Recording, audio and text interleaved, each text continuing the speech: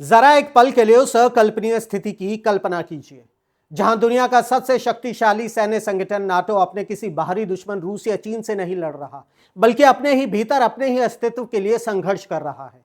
एक तरफ है दुनिया की सुपर पावर अमेरिका और दूसरी तरफ है उसके सबसे पुराने और भरोसेमंद सहयोगी डेनमार्क, फ्रांस, जर्मनी और पूरा यूरोपियन यूनियन। और इस महायुद्ध की जड़ क्या है? बर्फ से ढका हुआ दुनिया का सबसे बड़ा आइलैंड ग्रीनलैंड। जी हां, हम जिस दौर की बात कर रहे हैं 2025 और 2026 का, यह कालखंड इतिहास में एक ऐसे भू राजनीतिक संकट के रूप में दर्ज होने जा रहा है जिसे शायद आने वाली पीढ़ियां द ग्रीनलैंड क्राइसिस के नाम से याद रखेंगी। यह कहानी सिर्फ जमीन के एक टुकड़े को खरीदने की नहीं है। यह कहानी है अमेरिका की नेशनल सिक्योरिटी के नाम पर एक जिद की, यूरोप के ऑपरेशन आर्कटिक एंड्योरेंस जैसे कड़े सैन्य जवाब की, और एक ऐसे ट्रेड वॉर की जो सीधे आपके और हमारी जेब पर असर डाल सकती है। तो क्या वाकई अमेरिका एक संप्रभु देश पर कब्जा कर सकता है? क्या है उन रस्टिंग रिवर्स यानी जंग लगी नदियों का रहस्य जो ग्रीनलैंड को अंदर से खोखला कर रही है? और सबसे बड़ा सवाल, आखिर डेनमार्क की एक छोटी सी दवा की शीशी अमेरिका के परमाणु बमों से भी ज्यादा ताकतवर हथियार कैसे बन गई? आज हम इस संकट की हर परत को खोलेंगे। कहानी की शुरुआत होती है एक पुराने विचार के नए रूप लेने से। बात है जनवरी 2025 की। डोनाल्ड ट्रंप अपने दूसरे कार्यकाल की शुरुआत करते हैं और आपको याद होगा कि 2019 में जब उन्होंने पहली बार ग्रीनलैंड खरीदने की बात की थी तो दुनिया हंसी थी। लेकिन 2024 की जीत के बाद यह हंसी एक गंभीर और खतरनाक विदेश नीति में बदल गई। ट्रंप ने शपथ लेते ही साफ कर दिया कि अमेरिका को अपनी सुरक्षा के लिए ग्रीनलैंड चाहिए, चाहे इसके लिए आर्थिक ताकत दिखानी पड़े या फिर सैन्य बल। लेकिन वॉशिंगटन की इस हुंकार का जवाब ग्रीनलैंड के लोगों ने बहुत ही लोकतांत्रिक तरीके से दिया। मार्च 2025 में वहां आम चुनाव हुए। अमेरिका को उम्मीद थी कि क्विबेक पार्टी जीतेगी, जो अमेरिका के साथ विलय के पक्ष में थी। लेकिन नतीजों ने सबको चौंका दिया। उस पार्टी को एक भी सीट नहीं मिली। जीत मिली डेमोक्रेट्स पार्टी को, जिसके नेता येंस फेडरिक नेल्सन ने दुनिया के सामने चिल्लाकर कहा, हम अमेरिकन नहीं बनना चाहते, हम ग्रीनलैंडर्स हैं। और आंकड़े गवाह थे, 85% जनता अमेरिका का हिस्सा बनने के सख्त खिलाफ थी। बावजूद इसके ट्रंप प्रशासन पीछे नहीं हटा। दिसंबर 2025 तक स्थिति इतनी तनावपूर्ण हो गई थी कि ट्रंप ने जेफ लैंड्री को अपना स्पेशल एनवॉय नियुक्त किया, जिनका एकमात्र काम था किसी भी तरह ग्रीनलैंड का विलय करवाना। कूटनीति की हदें तो तब पार हो गई जब अमेरिकी उपराष्ट्रपति जेडी वेंस बिना किसी निमंत्रण के जबरदस्ती ग्रीनलैंड के पिटुफिक स्पेस बेस पर आ धमके। जब बेस कमांडर सुजेन मेयर्स ने डेनमार्क के कानून का हवाला दिया तो उन्हें वहीं के वहीं नौकरी से निकाल दिया गया। सोचिए, एक नाटो सहयोगी देश में घुसकर उन्हीं के कमांडर को बर्खास्त करना, यह कूटनीति नहीं, सीधा अपमान था। लेकिन यहां एक सवाल उठना लाजमी है, आखिर अमेरिका ग्रीनलैंड के पीछे इतना पागल क्यों है? क्यों दुनिया की सबसे बड़ी महाशक्ति इस बर्फीले रेगिस्तान के लिए अपने दोस्तों से लड़ने को तैयार है? इसके पीछे 3 बड़े कारण हैं जो इस पहेली को सुलझाते हैं: खजाना, सुरक्षा और बदलता हुआ पर्यावरण। सबसे पहले ग्रीनलैंड की बर्फ के नीचे दबा हुआ दुर्लभ खनिजों का एक विशाल भंडार। क्वानफील्ड और टेन ब्रीज जैसी खदानें फाइटर जेट्स, इलेक्ट्रिक कारों और आपके स्मार्टफोन्स की जान है।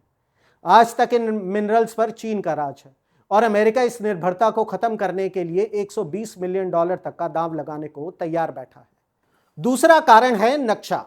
अगर आप ध्यान से देखें तो ग्रीनलैंड अमेरिका और रूस के बीच का सबसे छोटा रास्ता है, जिसे मिलिट्री भाषा में GIU के गैप कहते हैं।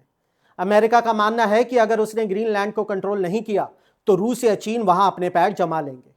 और तीसरा सबसे डरावना कारण है क्लाइमेट चेंज और रस्टिंग रिवर्स का रहस्य। आर्कटिक पिघल रहा है। अलास्का से लेकर ग्रीनलैंड तक नदियां अचानक गहरे नारंगी रंग की हो रही हैं। वैज्ञानिक इसे रस्टिंग रिवर्स कह रहे हैं।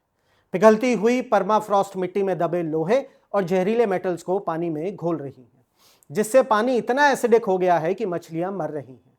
अमेरिका जानता है कि पिघलता हुआ आर्कटिक नए समुद्री रास्तों और संसाधनों का केंद्र बनेगा और वो इस रेस में पीछे नहीं रहना चाहता।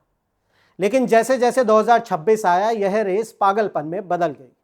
जनवरी 2026 में अमेरिकी कांग्रेस में एक बिल पेश हुआ, red, white and blue land act. प्रस्ताव था कि ग्रीनलैंड को खरीदकर उसका नाम भी बदल दिया जाए। ट्रंप ने तो यहां तक कह दिया कि हम ग्रीनलैंड लेंगे चाहे उन्हें पसंद आए या नहीं। और इसी तनाव के बीच एक ऐसी खबर आई जिसने सबको सन्न कर दिया। ट्रंप ने नॉर्वे के प्रधानमंत्री को एक निजी संदेश भेजा था। उसमें उन्होंने ग्रीनलैंड पर कब्जा करने की अपनी मंशा को नोबेल शांति पुरस्कार न मिलने से जोड़ दिया। उन्होंने लिखा था कि चूंकि उन्हें नोबेल नहीं मिला है, अब वो शांति के लिए बाध्य नहीं है। अब वो वही करेंगे जो अमेरिका के लिए अच्छा है। एक निजी कुंठा वैश्विक रणनीति बन चुकी थी। इसके जवाब में डेनमार्क ने इतिहास में पहली बार अमेरिका को अपनी नेशनल सिक्योरिटी थ्रेट की लिस्ट में डाल दिया, ठीक उसी जगह जहां रूस और चीन का नाम होता है। अब बारी यूरोप के पलटवार की थी। धमकियों का दौर खत्म हो चुका था। 15 जनवरी 2026 को यूरोप ने ऑपरेशन आर्कटिक एंड्योरेंस लॉन्च किया। यह सिर्फ एक अभ्यास नहीं था। फ्रांस, जर्मनी, स्वीडन और यूके ने अपनी स्पेशल फोर्सेस ग्रीनलैंड के तटों पर उतार दी। संदेश साफ था, अगर अमेरिका ने हमला किया तो उसे अकेले डेनमार्क से नहीं, पूरे यूरोप से लड़ना होगा। ट्रंप ने जवाब में ट्रेड वॉर शुरू की और यूरोपीय सामानों पर भारी टैरिफ लगा दिए। लेकिन इस पूरी लड़ाई में डेनमार्क के पास एक ऐसा ब्रह्मास्त्र है जिसकी चर्चा बहुत कम होती है, और वो है इंसुलिन।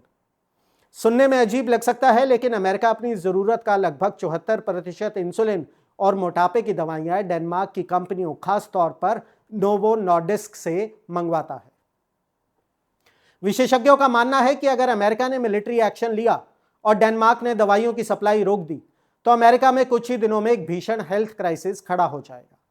इसे कहते हैं फार्मास्यूटिकल लेवरेज, जहां एक छोटी सी सुई बड़ी बड़ी तोपों पर भारी पड़ सकती है। तो आज जिस मोड़ पर हम खड़े हैं, वहां कोपेनहेगन और नूक की सड़कों पर लोग हैंड्स ऑफ ग्रीनलैंड के नारे लगा रहे हैं। और विडंबना देखिए, जिस नाटो को सोवियत संघ के खिलाफ बनाया गया था, आज उसी के सदस्य एक दूसरे की आंखों में आंखें डाले खड़े हैं। ट्रंप का अमेरिका फर्स्ट अब यूरोप के सॉवरेनिटी फर्स्ट से टकरा रहा है। ग्रीनलैंड के प्रधानमंत्री ने साफ कर दिया है कि उन्हें ना अमेरिकन बनना है ना डेनिश, वो ग्रीनलैंडर्स हैं। और ये संकट हमें सिखाता है कि 21वीं सदी में संसाधनों की भूख पुराने दोस्तों को भी दुश्मन बना सकती है। और वो नारंगी नदियां हमें चेता रही हैं कि हम जिस जमीन के लिए लड़ रहे हैं वो हमारे पैरों के नीचे से ही पिघल रही है। इस पूरे मामले पर आपकी क्या राय है? क्या अमेरिका का अपनी सुरक्षा के लिए ग्रीनलैंड पर दावा करना जायज है, या ये सिर्फ एक लैंड ग्रैब है? और क्या डेनमार्क को अपनी इंसुलिन डिप्लोमेसी का इस्तेमाल करना चाहिए? अपने विचार कमेंट सेक्शन में जरूर लिखें। यह मुद्दा बहुत गहरा है, इसलिए इस विश्लेषण को शेयर करें ताकि सच्चाई सब तक पहुंचे। मैं परवेश, आप देखते रहिए स्टोरीज ऑन स्पॉटलाइट। जय हिंद। चुनावी वादों का वड़ा पाव, अर्थव्यवस्था का भरता, गर्मा गर्म मुद्दों का चटपटा विश्लेषण, व्यंग का तड़का with a bit of serious discussion. हर हफ्ते special episodes, stories on spotlight with Parvesh Pamil, only on Rapid Leaks YouTube channel.